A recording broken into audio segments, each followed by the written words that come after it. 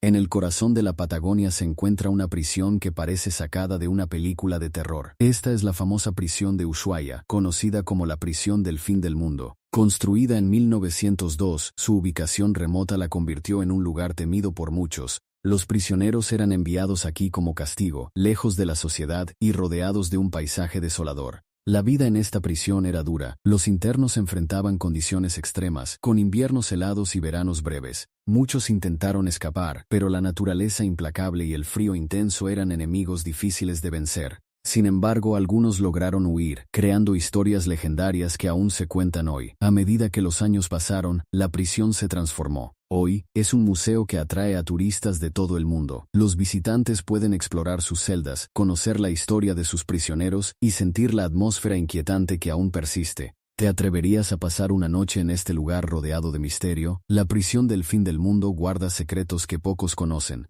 Cayetano Santos Godino, conocido como el Petiso Orejudo, es uno de los criminales más infames de Argentina. Nació en 1896 y su historia es escalofriante. Desde muy joven, mostró una inclinación hacia la violencia. A los 16 años, ya había asesinado a varios niños. Su apodo, el Petiso Orejudo, proviene de su apariencia física, pero su legado es mucho más oscuro. Los crímenes de Godino fueron brutales y metódicos. Se ganaba la confianza de sus víctimas, pero luego se convertía en un depredador. Su modus operandi incluía el engaño y la manipulación. La sociedad estaba aterrorizada. ¿Cómo pudo un niño causar tanto daño? La policía finalmente lo atrapó en 1912, pero su historia no terminó ahí. Durante su juicio, se revelaron detalles horripilantes de sus actos. Godino fue declarado culpable y sentenciado a prisión. Sin embargo, su vida tras las rejas fue tan intrigante como su carrera criminal. Murió en 1944, pero su nombre sigue resonando en la historia argentina. El Petiso Orejudo es un recordatorio escalofriante de la oscuridad que puede habitar en la mente humana. Mateo Banks, el asesino que terminó en la prisión del fin del mundo. En la historia criminal argentina existen casos tan brutales que parecen irreales. Uno de ellos es el de Mateo Banks, un estanciero de origen irlandés que en 1922 protagonizó una de las masacres familiares más escalofriantes del país. No fue un crimen impulsivo ni producto de la locura momentánea. Fue un plan frío, calculado y ejecutado con una calma que horrorizó a toda la sociedad. Mateo Banks vivía en una zona rural cercana a la ciudad de Azul, en la provincia de Buenos Aires. Pertenecía a una familia acomodada, dueña de tierras y ganado. Sin embargo, detrás de esa vida aparentemente estable, se escondían conflictos profundos por herencias, dinero y poder. Banks sentía que había sido perjudicado y que gran parte de lo que consideraba suyo estaba en manos de otros miembros de su familia. El 18 de abril de 1922 decidió resolver esos problemas de la peor manera posible. Armado con un revólver, Banks comenzó un recorrido mortal por distintas estancias de la familia. Uno por uno, fue asesinando a sus propios parientes. Mató a 2 de sus hermanos, a un cuñado y a 2 sobrinas. En total, 6 personas fueron ejecutadas sin piedad.